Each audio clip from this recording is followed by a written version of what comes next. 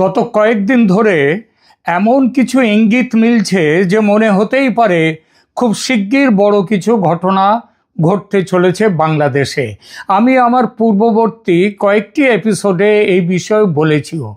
গতকাল শনিবার সন্ধেবেলায় বলা নেই কওয়া নেই হঠাৎ বাংলাদেশের স্থল, নৌ ও বিমান বাহিনীর 3 প্রধান একেবারে দল বেঁধে গিয়ে হাজির হলেন যমুনায়। যমুনা প্রধান উপদেষ্টার বাসভবন। কেন প্রধান উপদেষ্টার বাসভবনে? মিডিয়াকে প্রধান উপদেষ্টার প্রেস সচিব জানিয়েছেন যে ইউনূস কোনো ডাক দেননি, বাহিনী প্রধানরা নিজেরা দেখা করতে চেয়েছিলেন, তাই এসেছিলেন। কেন দেখা করতে চাওয়া? বাংলাদেশের মিডিয়া জানাচ্ছে আগামী নির্বাচনে সুরক্ষার ব্যবস্থায় বাহিনীর ভূমিকা কেমন হবে সেটা ঠিক করতেই নাকি যাওয়া। এই বক্তব্য যে আসলে শাক দিয়ে মাছ ঢাকতে যাওয়ার ব্যর্থ প্রচেষ্টা সেটা না বললেও বোঝা যায়, কারণ নির্বাচন পরিচালনা করা প্রধান উপদেষ্টার এখতিয়ারে পড়ে না। এটা নির্বাচন কমিশনের এখতিয়ারভুক্ত। যার বিয়ে তার খোঁজ নেই, পাড়াপড়শির ঘুম নেই, এমনটা হয়ে গেল না। বাহিনী প্রধানদের ডাকলো না কেউ, অথচ তারা গেল আগ বাড়িয়ে কথা বলতে নির্বাচন নিয়ে, তাও কার সঙ্গে? প্রধান উপদেষ্টার সঙ্গে, যিনি কিনা এখনও চেষ্টা চালিয়ে যাচ্ছেন গণভোটের ধুয়ো তুলে সংসদ নির্বাচনকে আরও পিছনে ঠেলে দিতে।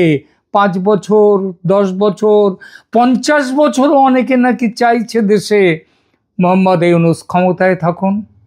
সুতরাং কোনো পাগলেও বিশ্বাস করবে না যে ইউনূসের সঙ্গে নির্বাচন নিয়ে কথা বলতে গেছেন 3 বাহিনীর 3 প্রধান। এমন জোট বেঁধে যাওয়ার কারণ নিশ্চিতভাবেই কোনো সাধারণ কারণ নয়। তা যদি না হয় তাহলে কি সেই অসাধারণ কারণ? প্রথম সম্ভাব্য কারণ, কয়েকটা কারণের কথা আমাদের মাথায় এসেছে, সেগুলো বলি। প্রথম সম্ভাব্য কারণ, ভারতের পক্ষ থেকে পুরো বাংলাদেশ সীমান্ত ও বঙ্গোপসাগরের একটি বিস্তীর্ণ অঞ্চলের আকাশ জুড়ে উড়ান নিষেধাজ্ঞা জারি হয়েছে। নো টু এয়ারমেন, এর সহজ কথা হচ্ছে নো টার্ম। পাকিস্তানের সঙ্গে স্যার ক্রিক অঞ্চলের সীমান্ত নিয়ে সংঘর্ষের পরিস্থিতি তৈরি হয়েছে ভারতের। সেখানে নোটাম জারি করেছে ভারত, কিন্তু সেটা ভারতের পশ্চিম সীমান্তে। কিন্তু পূর্ব সীমান্তে বাংলাদেশ বর্ডারে কেন নোটাম? কারণ এখানেও হাওয়া গরম। তার পুরো দায় ডক্টর মোহাম্মদ ইউনূস ও তার মাথামোটা সাঙ্গপাঙ্গদের। ভারতের নর্থ ইস্টের 7 রাজ্যকে বাংলাদেশের মানচিত্রে ঢুকিয়ে সেই সব মানচিত্র নিয়ে বই তৈরি করে পাকিস্তানের আর্মি জেনারেলের হাতে তুলে দিয়ে ভারতের ধৈর্যচ্যুতি ঘটিয়েছেন মিয়া ইউনূস।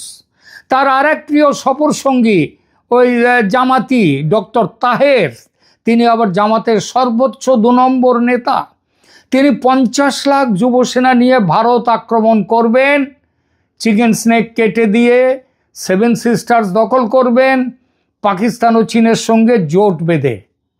এইসব প্ল্যান তিনি বলেছেন একেবারে প্রকাশ্যে। আর ভারত চুপচাপ তো তা দেখে যাবে তা তো হয় না। এবার ওষুধ দিতে তাই নেমে পড়েছে ভারত। সেই ভয়ে কি 3 বাহিনীর 3 প্রধান এসেছিলেন যমুনায়? হতেই পারে। দ্বিতীয় সম্ভাবনা, তুলসী গ্যাবার্ডের একটি মন্তব্য অতি সাম্প্রতিক। ইউনূস সরকারের অস্তিত্ব সংকটের কারণ হয়ে উঠেছে এই তুলসী গ্যাবার্ডের একটি বক্তব্য। ডোনাল্ড ট্রাম্প, তুলসী গ্যাবার্ডের বক্তব্য বলবো, তার আগে তার ভূমিকাটা একটু ছোট্ট করে নিই। ডোনাল্ড ট্রাম্প তার প্রথম প্রেসিডেন্সিয়াল মেয়াদে 2017 থেকে 21 আমেরিকা ফার্স্ট নীতির অধীনে আমেরিকার দীর্ঘকালের যে হস্তক্ষেপবাদী পররাষ্ট্র নীতি, মানে অন্য দেশের ব্যাপারে মাথা গলিয়ে দেয়া, নাক গলিয়ে দেয়া, এই সব থেকে দূরে সরে যাওয়ার প্রতিশ্রুতি দিয়েছিলেন ট্রাম্প। তিনি তার 2017 সালের উদ্বোধনী ভাষণে রিয়াদ সফরে ঘোষণা করেছিলেন যে আমেরিকার অন্য দেশগুলোকে কিভাবে বাঁচতে হবে তার নির্দেশ দেবে না, মানে তাদের দেশের ব্যাপারে নাক গলাবে না। তবে বাস্তবতা ছিল জটিল। তিনি সিরিয়ার বাশার আল আসাদের রাসায়নিক অস্ত্র ব্যবহারের পরিপ্রেক্ষিতে 2017 সালের এপ্রিলে ক্রুজ মিসাইল হামলার আদেশ দিয়েছিলেন, যদিও তিনি রেজিম চেঞ্জের ব্যাপারটার উদ্যোগটা নেননি। ট্রাম্পের প্রথম মেয়াদ ছিল স্ববিরোধিতাপূর্ণ। একদিকে তিনি সিরিয়া থেকে 2018 সালে আমেরিকার সৈন্য প্রত্যাহারের ঘোষণা দেন, অন্যদিকে আফগানিস্তান থেকে প্রত্যাহারের জন্য তালেবানের সাথে 2020 সালে চুক্তি স্বাক্ষর করেন, সব জিনিসপত্র ফেলে রেখে চলে যান। তিনি ইরাক এবং আফগানিস্তানের ফরএভার ওয়ার্স থেকে আমেরিকাকে মুক্ত করার প্রতিশ্রুতি দিয়েছিলেন, যা তার অহস্তক্ষেপবাদী রেটরিকের মূল ভিত্তি ছিল। কিন্তু জো বাইডেন 2021 সালে ক্ষমতায় আসার পর গণতন্ত্র প্রচারের নামে আবার হস্তক্ষেপবাদী নীতিতে ফিরে আসেন। বাংলাদেশ তার এক প্রধান লক্ষ্য হয়ে ওঠে।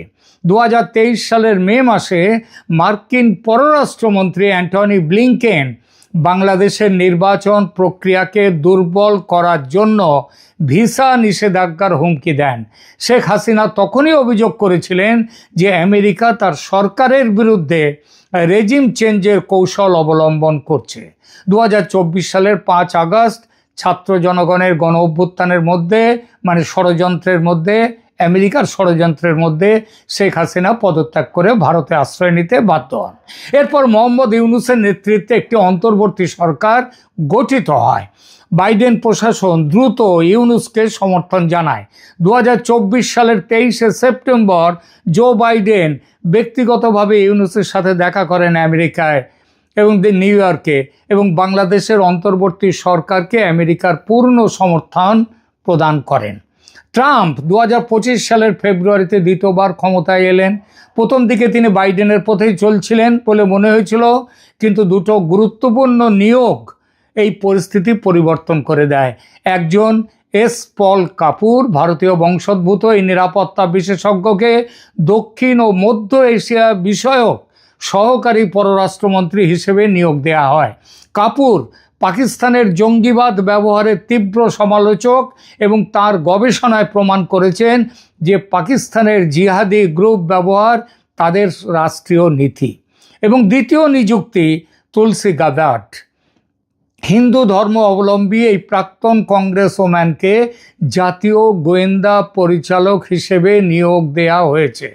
2025 সালের 31শে অক্টোবর এই তুলসী গ্যাবার্ড করলেন কি, বাহরিনের মানামা ডায়ালগে একটা বৈঠকে সম্মেলনে তিনি এক ঐতিহাসিক ঘোষণা দিলেন।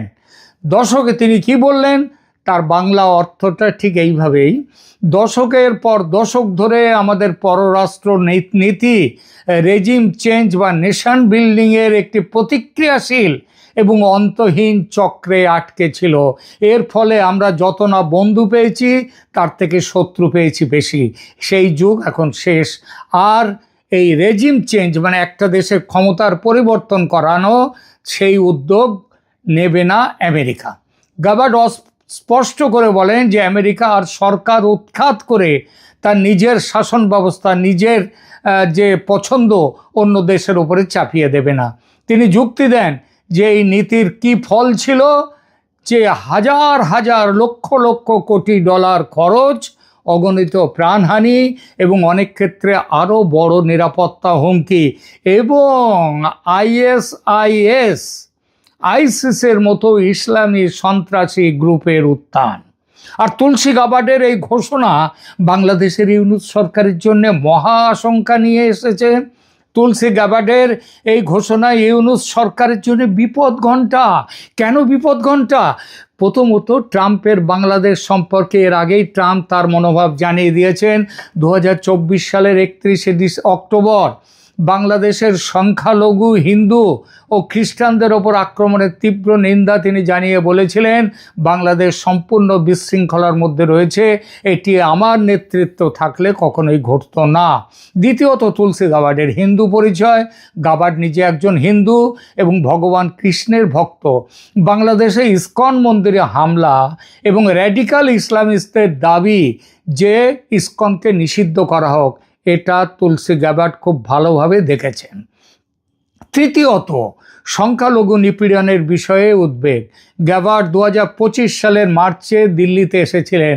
এনডিটিভিকে দেওয়া সাক্ষাৎকারে বলেন, বাংলাদেশে দীর্ঘকাল ধরে দুর্ভাগ্যজনক নিপীড়ন, হত্যা এবং ধর্মীয় সংখ্যালঘুদের, হিন্দু, বৌদ্ধ, খ্রিস্টান এবং অন্যদের উপর নির্যাতন আমেরিকার সরকার, প্রেসিডেন্ট ট্রাম্প এবং তার প্রশাসনের জন্য একটি বড় উদ্বেগের বিষয়। গাবার্ড সরাসরি সতর্ক করেছিলেন যে ইসলামী সন্ত্রাসীদের হুমকি এবং বিভিন্ন সন্ত্রাসী গ্রুপের যে প্রচেষ্টা, সেটা হলো ইসলামিক ক্যালিফেট দিয়ে শাসন করা। বাংলাদেশের নিষিদ্ধ সংগঠন হিজবুত তাহরির 2025 সালের মার্চে ঢাকায় ইসলামিক স্টেটের পতাকা নিয়ে বিশাল মিছিল করেছিল। সেইটা কখনোই সহ্য করা হবে না। চতুর্থত, বৈধতার সংকট। ইউনূস সরকার কোনো নির্বাচনের মাধ্যমে ক্ষমতায় আসেনি, বরং গায়ের জোরে একটি নির্বাচিত সরকারকে উৎখাত করে সেখানে ক্ষমতা নিয়েছে। এই সরকারের কোনো সাংবিধানিক বৈধতা নেই। এই সরকার বাইডেনের রেজিম চেঞ্জ নীতির ফসল। এই ফসল আর জমিতে বাংলাদেশে রাখতে চায় না আমেরিকা। তৃতীয় যে সম্ভাবনা, এবং এটাই সবচেয়ে গুরুত্বপূর্ণ, এটা হলো ভারত আমেরিকা 10 বছরের প্রতিরক্ষা চুক্তি ও তার সম্ভাব্য মারাত্মক অভিঘাত।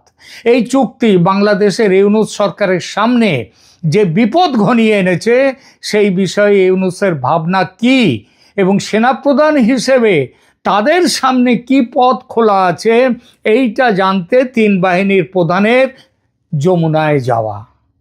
এই সম্ভাবনা উড়িয়ে দেওয়া যায় না। গত কয়েক মাস ধরে, এতকাল ধরে কিন্তু গত কয়েক মাস ধরে বাংলাদেশ বেশ আনন্দে ছিল। কারণ বাণিজ্য শুল্ক নিয়ে, রাশিয়ার তেল কেনা নিয়ে, অপারেশন সিন্দুরে মধ্যস্থতা নিয়ে ভারত আমেরিকার সম্পর্ক চূড়ান্ত খারাপ হয়েছিল। এই সম্পর্ক যত খারাপ হয়েছে, তত পাকিস্তান আমেরিকার সম্পর্ক ঘনিষ্ঠ হয়েছে। এই ঘনিষ্ঠতা ইউনূস সরকারের যথেষ্ট আনন্দের কারণ। তারা ছাগলের 3 নম্বর বাচ্চার মতো পাকিস্তান আমেরিকার ঘনিষ্ঠতায় নিজেরা খুশিতে নাচানাচি করেছে। কিন্তু 2 দিন আগে 31শে অক্টোবরে ভারত আমেরিকা একটি প্রতিরক্ষা চুক্তি স্বাক্ষর করেছে এবং এই চুক্তি পাকিস্তান সরকারের দুশ্চিন্তার কারণ হয়ে উঠেছে। কিন্তু পাকিস্তানের যত না দুশ্চিন্তা, তার বহুগুণ বেশি দুশ্চিন্তা বাংলাদেশের ইউনূস সরকারের। এই চুক্তির অন্যান্য ধারার সঙ্গে একটি ধারায় কি বলা হয়েছে জানেন? শুনুন, এই বিশেষ ধারাটিতে বলা হয়েছে, একটি মুক্ত, উন্মুক্ত এবং নিয়ম ভিত্তিক ইন্দো প্যাসিফিক বজায় রাখার লক্ষ্যে ভারত আমেরিকা 2 দেশ একসঙ্গে কাজ করবে। এটা পরিষ্কার। এখানে বাংলাদেশের নাম করা হলো না, কিন্তু বাংলাদেশের দিকে লক্ষ্য রাখা হয়েছে। মার্কিন প্রতিরক্ষা মন্ত্রী পিট হেগসেথ বলেছেন, এই চুক্তিটি দক্ষিণ ও দক্ষিণ পূর্ব এশিয়া সমেত সমগ্র ইন্দো প্যাসিফিক অঞ্চলের আঞ্চলিক স্থিতিশীলতা এবং অস্থিতিকর পরিবেশ প্রতিরোধের জন্য একটি মাইলস্টোন। ভারতীয় প্রতিরক্ষা মন্ত্রী রাজনাথ সিং বলেছেন, এটা আমাদের ক্রমবর্ধমান কৌশলগত একত্র যাত্রার একটি দৃঢ় পদক্ষেপ। বাস্তবের কি অর্থ দাঁড়ালো? যে আমেরিকার জোরে ইউনূস এবং তার সাঙ্গপাঙ্গরা ভারতের বিরুদ্ধে বিষাক্ত ফনা তুলছিল। পাকিস্তান আমেরিকার সুসম্পর্ক দেখে পাকিস্তানের কোলে ঢলে পড়েছিল। পাকিস্তান বাঁচাবে, আমেরিকা বাঁচাবে। ভারত আমেরিকা প্রতিরক্ষা চুক্তি স্বাক্ষরিত হতে দেখে তাদের খোয়াব ভেঙেছে। বুঝেছে বাংলাদেশ কিভাবে চলবে আগামী দিনে সেটা ঠিক করবে আর কেউ নয়, ভারত। আর এখানে ইউনূস দিশাহারা হয়ে পড়েছে। একা ইউনূস নন, আমেরিকার মুখ চেয়ে যারা স্বপ্ন দেখছিল বাংলাদেশ শাসন করবে দীর্ঘদিন, দীর্ঘ বছর, তারা চমকে গেছে, থমকে গেছে। তারেক রহমান বাংলাদেশে 7 নভেম্বর আসবেন ঠিক ছিল, তিনি আসছেন না। রাষ্ট্রপতি বঙ্গভবন থেকে বেরিয়ে এতকাল বেরোচ্ছিলেন না, এখন ভাব ভালোবাসা হয়ে গেছে। পাবনায় নিজের বাড়িতে যাবেন ঠিক ছিল, তিনিও এখন এইসব দেখে কখন কী হয় ভেবে যাত্রা বাতিল করেছেন। ওদিকে ভারতে বসে দেখুন শেখ হাসিনা হঠাৎই ভীষণ রকমের তৎপর হয়ে উঠেছেন। গত 15 মাসে এই প্রথম 3টি আন্তর্জাতিক নিউজ মিডিয়ায় যে সাক্ষাৎকার দিয়েছেন তিনি, তাই শুধু নয়, নির্বাচন নিয়ে ইউনূসকে রীতিমতো শাসিয়েছেন। বলেছেন আওয়ামী লীগকে বাদ দিয়ে ভোট করলে সে ভোট বৈধ হবে না। সবচেয়ে বড় কথা, শেখ হাসিনার এই দাবির পক্ষে দাঁড়িয়েছে বিশ্বের সমস্ত দেশ। এই সব কারণে টালমাটাল এখন ইউনূস রাজ। এই পরিস্থিতির মুখোমুখি কিভাবে হওয়া যাবে, কে কোথায় কোন দেশে পালাবে, সেই নিয়ে আলোচনা করতেই হয়তো যাওয়া। কারণ 3 বাহিনীর প্রধান তারাও শেখ হাসিনা ফিরে এলে তাদেরও যে বিচার হবে এটাও কিন্তু ধরে নেওয়া চায়। সুতরাং নির্বাচন নিয়ে আলোচনা মানুষের চোখে ধুলো দেওয়ার একটা কাঁচা চেষ্টা মাত্র। সে নয় হলো, কিন্তু এবার কি হবে বাংলাদেশে? ইউনূস কতদিন থাকছেন, কবে যাচ্ছেন, কিভাবে যাচ্ছেন? প্রিয় দর্শক, আমি আপনাদের ইতিপূর্বে একাধিক এপিসোডে বলেছি বাংলাদেশের সমস্যা দূর করার বিষয়ে ট্রাম্প তার পুরনো অবস্থানে মানে ফেব্রুয়ারির অবস্থানে ফিরে যাচ্ছেন। কি সেই অবস্থান? বাংলাদেশের সমস্যা মেটাবার জন্য প্রধানমন্ত্রী মোদিকে দায়িত্ব দিচ্ছেন তিনি। অর্থাৎ মোদি মেটাবেন বাংলাদেশের সমস্যা। কিভাবে? অবৈধ দখলদার ও চরম ব্যর্থ ইউনূস সরকারকে বিদায় দিয়ে এবং নির্বাচনের মাধ্যমে একটি গণতান্ত্রিক সরকার প্রতিষ্ঠা করা। এখন প্রশ্ন, কোনটা আগে কোনটা পরে? আগে মুরগি না আগে মুরগির ডিম? কোনটা আগে? জামাত, এনসিপি ও অন্যান্য মৌলবাদী শক্তির হাতের পুতুল ইউনূসকে ক্ষমতায় রেখে ও তার পরিচালিত নির্বাচনে জনতার সত্যিকারের রায় প্রতিফলিত কি হতে পারে? একদমই নয়। এটা ভারত জানে, আমেরিকাও জানে। ইউনূসকে ক্ষমতায় রেখে নির্বাচন করলে সেই নির্বাচন কখনোই স্বচ্ছ হবে না, হতে পারে না। ফ্রি অ্যান্ড ফেয়ার ইলেকশনের জন্য তাই প্রথমে চাই ইউনূসের বিদায় এবং তার জায়গায় অন্য সরকার। ক্লিয়ার? এই সরকার কিভাবে গঠিত হবে? সহজ উত্তর, একটি কেয়ারটেকার সরকার বসবে যার কাজ কেবলমাত্র নির্বাচন করা 3 মাসের মধ্যে। কিন্তু প্রশ্ন হচ্ছে, 3 মাসের মধ্যে নির্বাচন হলে সেটা কি স্বচ্ছ হতে পারবে?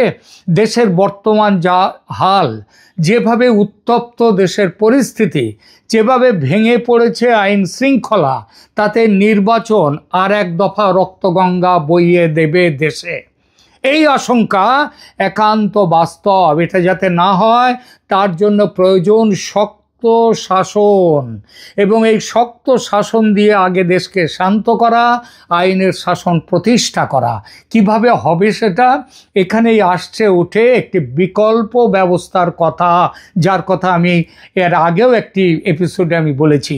সেটি হলো প্রধানমন্ত্রী হিসেবে শেখ হাসিনাকে ফিরিয়ে নিয়ে যাওয়া, তার হাতে দেশের দায়িত্ব তুলে দেয়া।